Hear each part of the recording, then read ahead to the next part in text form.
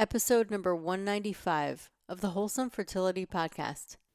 So today I have Jennifer Robertson, fertility coach, back on the podcast.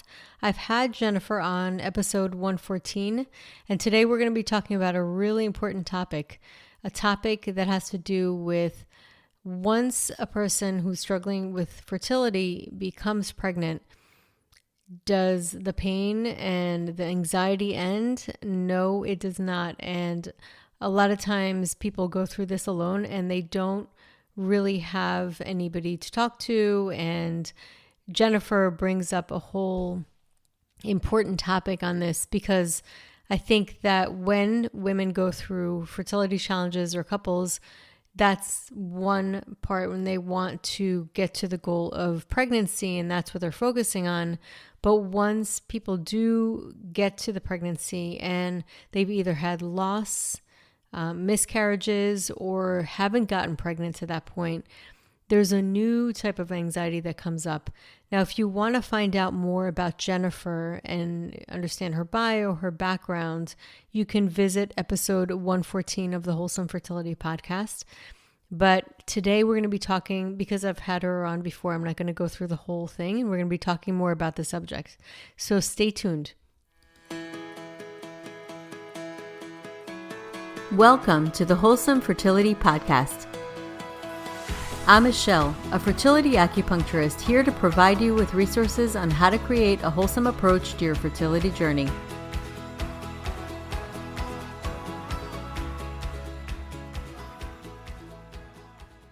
Welcome back to the podcast, Jennifer. Thank you so much for having me again. It's always a pleasure to talk to you. I feel the same way, Jennifer. Love speaking to you. I've had you on before, and I think we were just talking about it. I don't believe that you had your first book out when we last spoke on the podcast. So if you wouldn't mind just giving us a little quick synopsis and background and sharing the first book, and then we're going to talk about the second book.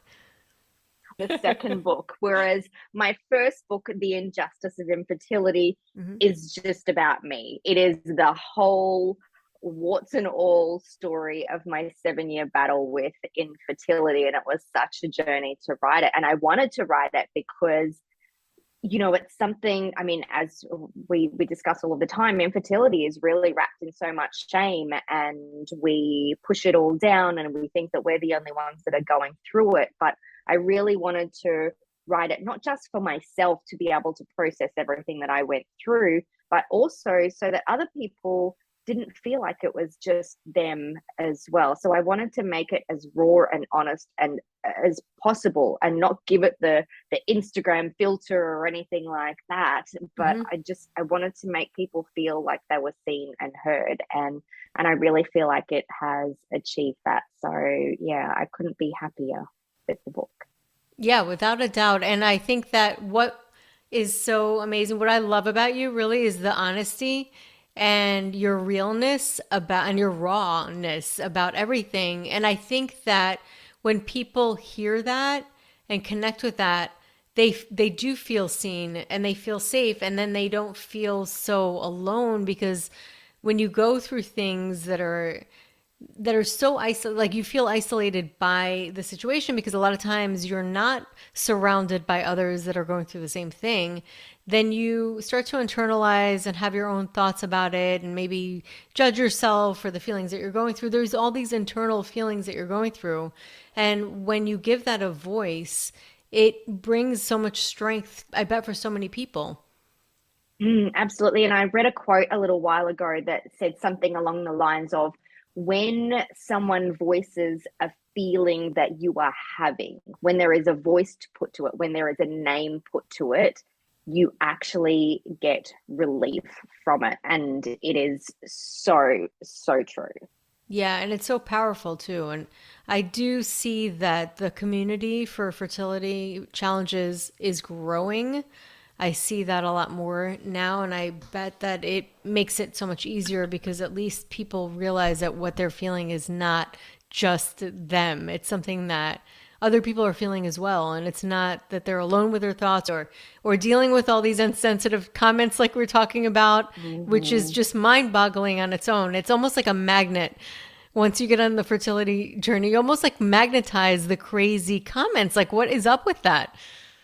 Yeah, I mean, It's but these are the insane. things, they seem like such benign and innocent comments to begin with, but then once you get on the inside, you're like, this is really wrong. Why are we Yeah. saying this to people? And I think that, like going on your fertility journey, whether it is, going through IVF or trying naturally, or, going through surrogacy like we did, or miscarriage or pregnancy after loss, it's really tough. There's no argument with that. But I think a lot of the suffering and the reason why it is so, so, so hard is that the that second voice. It Mm-hmm. is the extra arrow that you shoot yourself with. Mm-hmm. And what I mean by that is, I heard there's a proverb about the Buddha and the second arrow. When you get shot with one arrow, it's painful, but then a second arrow, it's twice as painful. And what we do is we shoot ourselves with that second arrow all of the time, with our Mm-hmm. thoughts of, what's wrong with me? Mm-hmm. Why is this happening to me? This is because of this. Or we blame, Mm-hmm. guilt, shame, all of that. So if we can remove that second arrow, and that's a lot of the work that I do, and that's a lot of the work that you do, if we can remove that second arrow, we can make this a painful journey. There's no denying that, but there doesn't have to be the suffering on top of it as well. Yes, absolutely. And that is so important. It really is so important. And I wanted to also discuss your second book. It Okay. hasn't come out that long ago, and I wrote a chapter in it. So Sheila Lamb, who does a lot of a series and compilations of books, approached me a little while ago, and she was doing one of the books in her series, and it was This is Pregnancy After Infertility and Loss. And Mm-hmm. so she compiled a whole lot of other women like me who have gone through pregnancy after infertility or loss, and we each wrote a chapter. And once again, providing a voice for a phase in your fertility journey that I think that we forget about. It Mm-hmm. is, pregnancy after infertility or loss isn't like a normal pregnancy. It is a completely different journey. It's a completely Yes. different feeling. It's a completely different experience that we go through. And unfortunately, once again, we don't talk about it because we have all of these people on the other side who are experiencing amazing pregnancy full of hope and who haven't experienced loss or infertility, and we look at them and think, oh my goodness, I'm doing something wrong because I don't feel that hope. Instead, I feel more fear and more jealousy, and I'm still Mm-hmm. triggered by pregnancy announcements. And we think that there's once again something wrong with us because we don't have that lovey dovey feeling of pregnancy that we Mm-hmm. were promised. So when she approached me to be part of it, I jumped at the chance because once again, it is something that we need to bring to the forefront, and we need to start speaking about it and validating everyone's feelings. And so, that kind of came out, or I was approached with that book at the same time that I created Your Pregnancy Haven, which Mm-hmm. is a membership support community that I created for women who are pregnant after infertility or loss, because it is a completely different feeling. It's a completely different community as opposed to the infertility community, because there is this transition to, I'm trying to get pregnant, I can't get pregnant, I'm struggling right now. And then once you do achieve that, you get to that finish line and you achieve pregnancy, and then all of a sudden you're like, oh my goodness, I've got another 9 months of Mm-hmm. this race to go. And that's really tough as well. It is so tough. And I see it with my patients. I see them coming in, they're telling me, or they send me the positive pregnancy stick, and they're coming in and they're excited, and then they're afraid to be excited at the same time. Mm. And they're like, I'm excited, but I'm like really nervous. And then they're nervous for the first scan, the second scan. And sometimes, unfortunately, even after the heartbeat, they go through loss. I mean, this is the reality, and it's heartbreaking, like absolutely Mm. heartbreaking. So we're talking about like, it could be years, for some to get to even that point. And then they finally get to that point, and then they go through loss, and then they get pregnant again, and then they have to go through that again, and then they're just like holding their breath the whole time, and they don't want to, and they feel like they're harming their baby with their thoughts, which it's not, that's not true. You can't possibly harm a baby with your thoughts and fears. It won't end your pregnancy because of what you're thinking, but that's what they feel. And so it becomes kind of like this spiral. It's such a hard thing to navigate because you want that goal so badly, and then that goal comes, and then you're even more afraid. Yeah. And I know what that feels like from personal experience as well. You know, we went through our whole journey, 7 years, and we experienced two miscarriages. And then, you know, my final pregnancy with Sophie, I kind of look back and I do have a lot of regrets. You know, I didn't have a baby shower.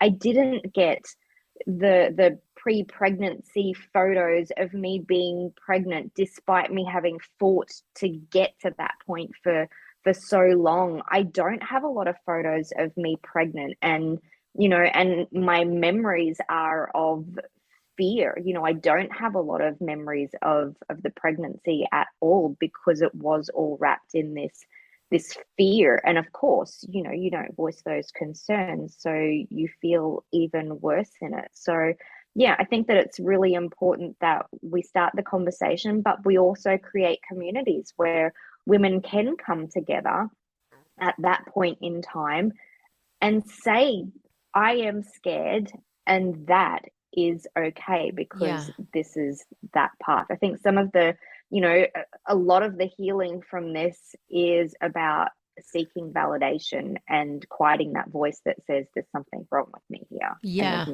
there's nothing wrong with the fear.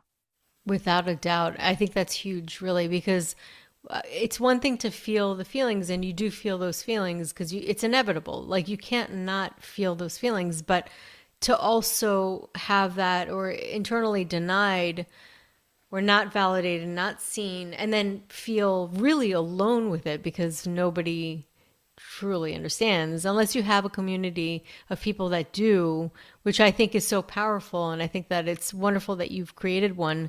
I remember you approaching me. We spoke about this when you first started, and I was like, that is such a great idea. It's so needed. That's Yes. why. And I've seen it. I've seen the need with my patients, and I've seen it in the community. Like, it's such a needed thing because it's kind of like one of those things. I think that the whole fertility journey started coming out, and people started talking about it more, and you see it on, you know, celebrities talking and going through how they went through IVF, and it's starting to become more of a thing. But then this is a whole other thing that's starting to Mm. come out. Yeah, absolutely. You know, and it's becoming, I guess, unfortunately, more common. And what happens is, when we don't get that support and that connection, we delve back into ourselves, and the first place that we go to is Google or Oh Facebook, God, yeah. or you know, and that makes us feel even worse. And I think sometimes, you know, I created Your Pregnancy Haven so that people had a safe place to be able to go, not in the World Wide Web or anything like that, where everyone's stories are out there. But I think it helps to have a little bit of a structure, and that's what we provide. You know, like there is the organized chat group where women are coming in and asking questions, you know, and getting real live answers. And we have a doula inside the community Oh, as that's well, who can awesome. answer those sorts of questions as well, and talk about, you know, the later stages of pregnancy as well. But we also have weekly coaching calls that you can jump on if you want to, where there are tips and you get to see each other face to face. And then once a month, we have an expert that comes into the group and speaks about a whole range of things. You know, this month we're having someone come in and talk about body image, because that's another fear that comes up. Am I putting on too much weight? Not enough weight? Is my baby okay? Is it not okay? Why are people touching my body when you know, like, being pregnant already triggers me in the first place? So, you know, we talk about nutrition and all of that, so that you don't have to go out and search of those answers, so that there is that structure and that place that you can come, where you know that you can get some answers, and in a way that is sensitive to your needs as well. Because we're still triggered by pregnancy announcements. We don't want to have baby showers. We get triggered by other people being more excited than we are. We get triggered by ultrasound appointments. So just having those resources for someone who has gone through loss or infertility is really, really helpful. So it has that different element to it as well. And I think that that's really important. And I know the ladies inside, they get so much comfort from that as well. I bet. And one of the things too I've heard before is people going through loss and then finally getting pregnant and being part of like groups that were there to support loss and then getting pregnant but not being able to talk about the pregnancy because the people in the group were in one group. So and they didn't really relate to what they were feeling. And they were like, okay, so you're pregnant. It should be fine. And so there's this expectation and pressure like, oh, I should feel fine now. But finding a group that really understands, a community that really understands what they're going through, because it's kind of like you're going into this other phase and other world, right? It's like a different transition. Place. Yeah. Yes, absolutely. So you are no longer, it's almost like you don't belong. Yes. So you were either in the infertility community and, you know, you've been there for quite some time, or, you know, you're in the loss community, so you're there. But pregnancy after loss is completely different, because you can't talk about what you're going through with the infertility community, because you should be grateful that you're pregnant in the first place. Correct. Yeah. You know, and you can't talk about with the loss community because, you know, it overshadows that as well. And people are like, but you're pregnant. And you can't talk it to other pregnant women that have not gone through fertility challenges either. Yes. And one of our basic human, you know, needs is connection. So all of a sudden we don't connect. And especially in those early stages of pregnancy as well, because you're not telling anyone, you know, you're keeping it a secret. And a lot of women who are pregnant after infertility or loss, you know, they'll get to 20 weeks and they'll be like, I still can't announce it. I still can't do it, you know, and so being around and having that connection is not only a basic human need, but it also has that aspect of me too. Me too, you know, and you don't feel so alone and you don't feel so crazy in your thoughts, and you have a place to be able to process things, to speak your truth out loud. And as you said before, like, I'm very much like, I want to provide a platform, no matter where it is, where people aren't afraid to speak their truth, you know, because it really does help. Yeah. And it is such a vulnerable thing, because I have obviously different patients and I see what their experiences are. And I had one patient, most of the time when people are going through IVF or just in general, even if after loss they get pregnant, I'm the first person that finds out. That's how I'm used to it. They'll send me information or a picture or let me know how their transfers were. And I had one in particular who had a loss. And she got pregnant, and then she got pregnant again. And then the baby, for some reason, it was a very unusual circumstance, wasn't growing correctly, so she had to terminate. And it was very traumatic, obviously. And went through one round of IVF, and the transfer failed. And then the second one, she reached out to me to let me know that she was going to do the transfer. And then I, you know, weeks later reached back out, because usually I'm just used to corresponding. I said, how are things going? She goes, great. How are you? I'm like, good. How'd the transfer go? And never heard back. And it was interesting because everybody's different and everybody goes through different feelings. And for a second there, I was like, oh, maybe I shouldn't have asked. But I'm so used to asking, because that's just what we talk about, because that's how I work with my patients. So they come to me and I realize, wow, like I almost like felt like maybe I shouldn't have asked. Maybe I should have just let her mention it to me, because she might be somebody who's feeling really scared to say whether she got pregnant, because she doesn't want to say anything, even to me, even though she knows that I know that she got the transfer. Or she's in pain from loss and doesn't want to talk about it. But it just really dawned on me how even though maybe 99% feel one way, everybody experiences this journey so differently. I'm like, wow, I can see like if somebody went through so much loss and then is afraid to even say, just kind of even say it to jinx it, because you never know like what goes on in a person's mind. You have all those thoughts, and it's actually very normal. Like you have those thoughts, you're afraid to even say anything if it's going to Yeah. like tilt, the needle. Yeah. Just uttering those words, I am pregnant, or even the language, sometimes it's a struggle to say baby. Yeah. I have a lot of women who are like talk about the embryo, or because making that transition, it is a little bit too scary to be able to do that, and a lot of people do kind of you know go inward. But what I've learned is that when we go inward, sometimes when you have been on that journey for so long, inward is not the most healthiest place to be able to provide you with that level of support. But we're all different, but I think that where we're similar is that we have that similar fear and the thoughts and Yeah. all of that goes on.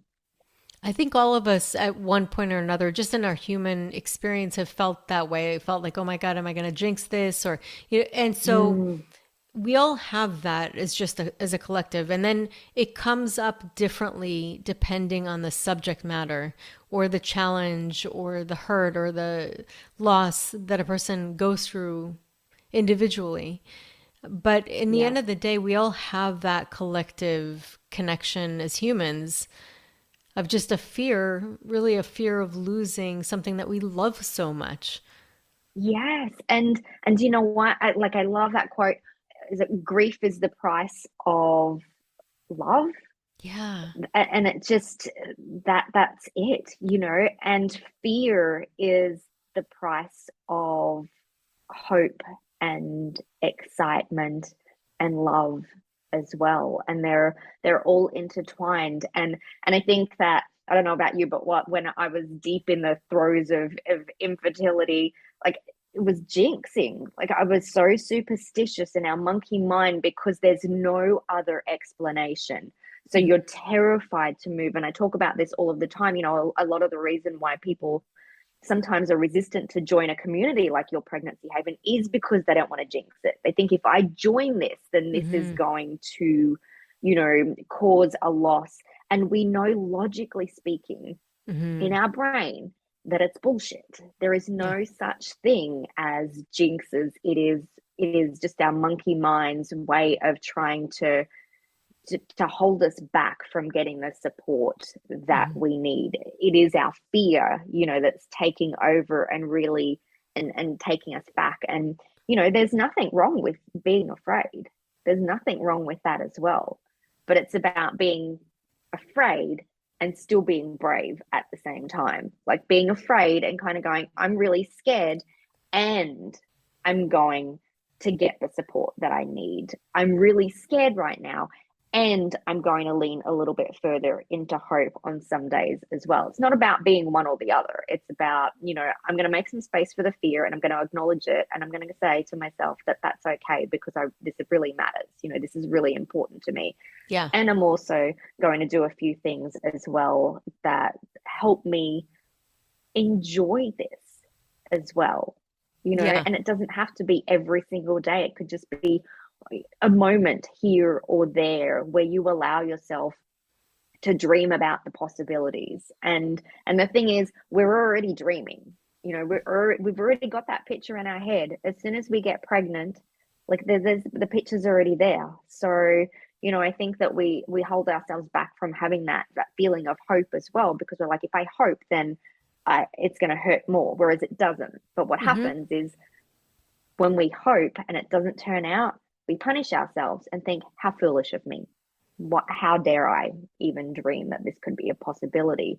Whereas it's not the hope, it's the punishment that we put on ourselves for feeling silly, for hoping. And, none of us is silly at all, because it's really hard. That is such a good point that you bring up. That's a really good point and a perspective, because we blame it on the hope, but it's the Hmm. punishment that's to blame. Yeah. Yeah, absolutely. We all want to have hope, and we all do have it. We all have it, Yeah. you know. Yeah. Like if you didn't have it, it's not always that that open on the surface feeling of I'm feeling so hopeful today. This is going to work. It's sometimes hope is that little voice that kind of says, okay, I'm going to try again. And if you didn't have hope, you wouldn't be putting yourself out there month to month, and you wouldn't be putting one foot in front of the other, and you wouldn't be going and getting acupuncture, or you wouldn't be getting all of these different things if you didn't have hope. It's there. It's just Yeah. not always that big voice that roars, on the surface. Sometimes it's that little seed that kind of goes, you know what, I'm going to try again. Yeah. I mean, it's pretty wild. It's like, because you think about it, hope is what brought you to where you are today Mm-hmm. on a Yeah, personal absolutely. journey. Yeah, absolutely. And it's not just, I think that we're kind of like, oh, I just have to have hope, but that's not the only thing that drove me to get me to where I am today, and I have got Luca and Sophie, and just the struggles that we went through are absolutely Hmm. crazy. But, Yeah.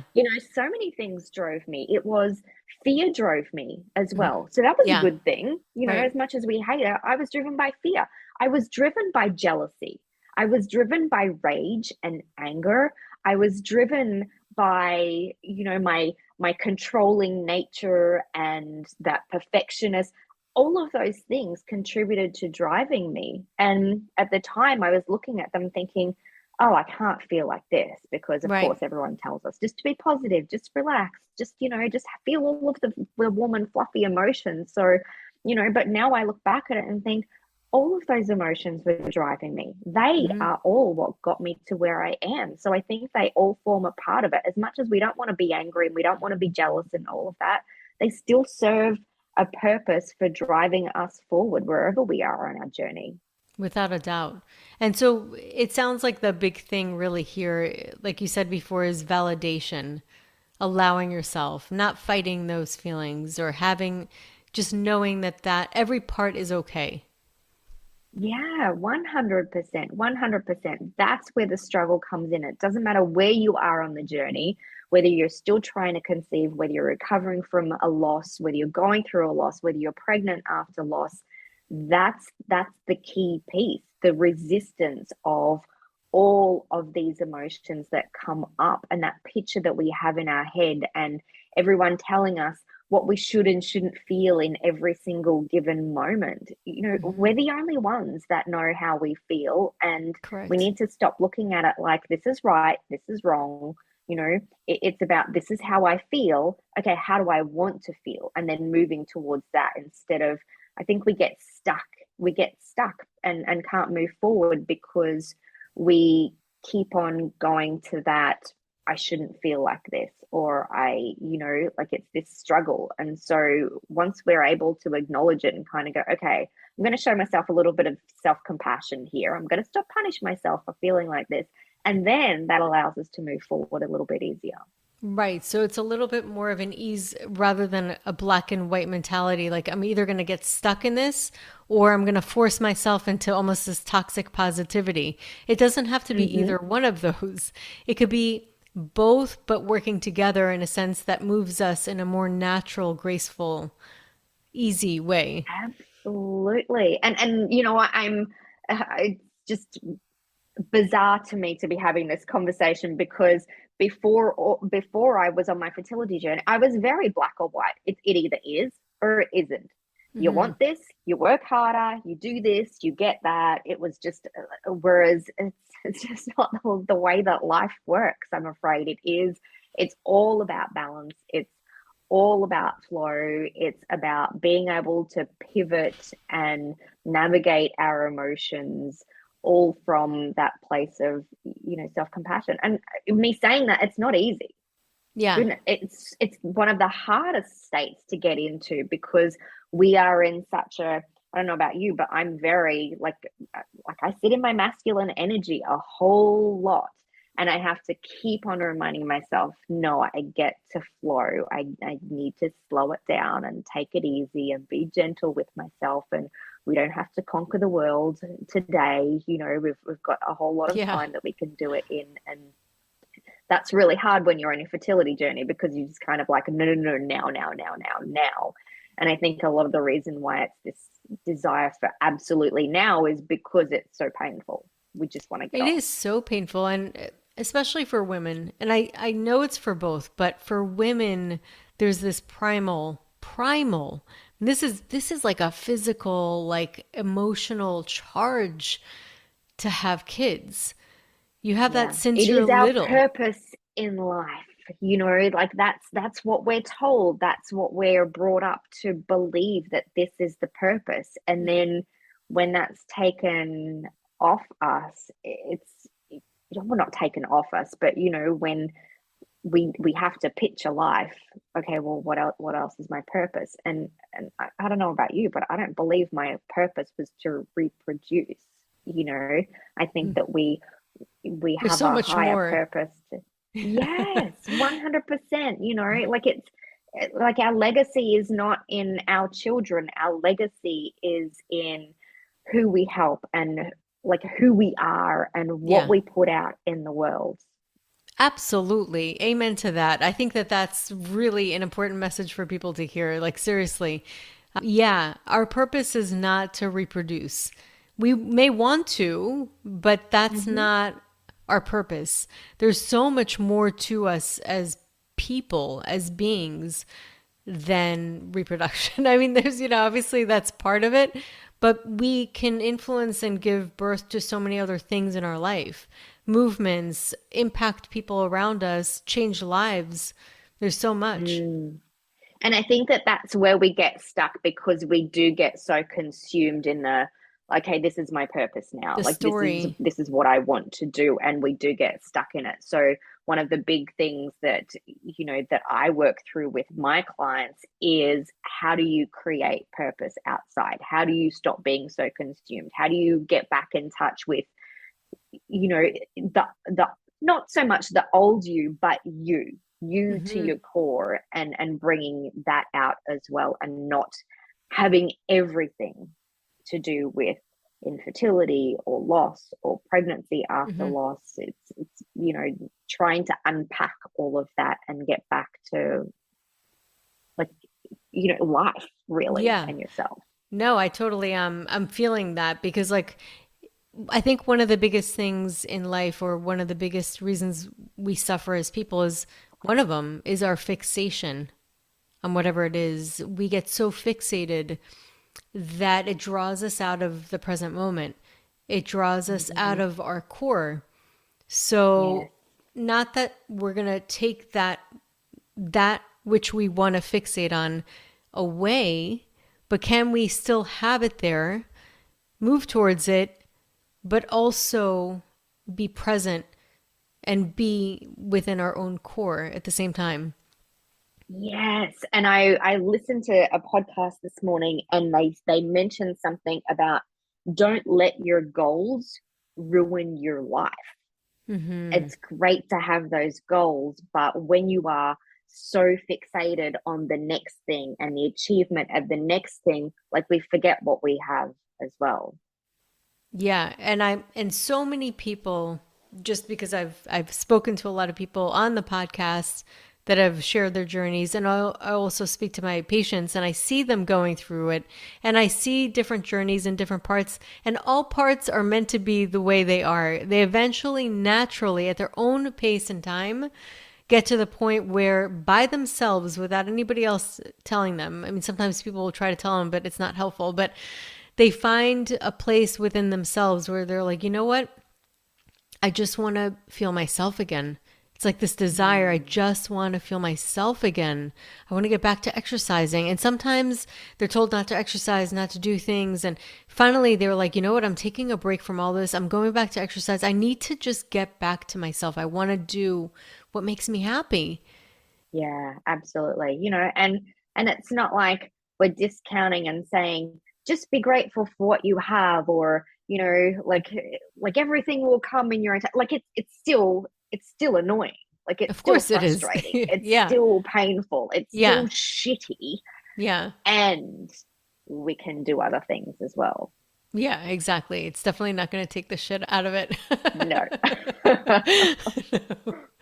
But yeah, without a doubt, I mean, I do feel that a huge part of what you speak about, which I think that is huge, is the validation of it's okay, whatever it is, like wherever you're at, be there. Yeah, absolutely. And so, what do you almost wish you could tell yourself when you were going through all of this in your pregnancy? What, like with Jennifer today, who knows what you know just from your experience, be able to or would want to tell yourself when you were going through this? Ah, to be kinder to myself. That was the big thing. You know, by the time I was pregnant, after all of those years, that voice that I had in my head was really horrible. So I had so much guilt and shame and resentment, and I thought that I was a bad person, whereas I wasn't, because we Mm-hmm. are not our thoughts. I was still me. So yeah, I wish that I could go back and tell myself that, stop beating yourself up, be so much nicer to yourself and be kind to yourself, because you're doing a really great job. Amen. I'm sure. I mean, a lot of us could say that just in general, like, because a lot of times a lot of women that I know early on, we do beat ourselves up, and we got to stop doing that. More Mm-hmm. self-love. Yeah, absolutely. What would you tell someone else in the situation? I always Right. say to my True. clients, like, okay, that's what you're telling yourself. What would you tell someone else? And they're like, oh, well, I'm telling them this, this, this. And I'm like, well, there you go. There's your Yes. answer. Yes. Totally, 100%. So I know that we're talking now about pregnancy after loss, but people who are listening may be going through fertility, thinking about it, or people might be early in pregnancy. So, how can people work with you on both ends? Like, what are the things that you offer to both? Yeah, so in terms of trying to conceive, and actually, like, I still coach women through pregnancy as well. So no matter where they're on the journey. So I do my one-on-one private coaching. So you can work with me via that. I also have an online program that you can work your way through as well if you want more of a self-paced, gentle guided version. I also have your pregnancy haven for women who are pregnant after infertility or loss, which is a monthly membership program and community, and that's it. Yes, those are the three ways, depending on where you're on your journey or what kind of support that you need. But you can find me at www.jenniferrobertson.co or www.yourpregnancyhaven.co, and I'm also on Instagram as well. That's where I love to hang out and filter it all up. And my Instagram is Ms. Jennifer Robertson, and also at Your Pregnancy Haven as well. Fantastic. Well, Jennifer, I love you. I feel very happy and grateful to have met you in the community because you're just really one of my favorite fertility coaches. I don't know if you know that, but Oh, you just have such a likewise. I great, love what you do.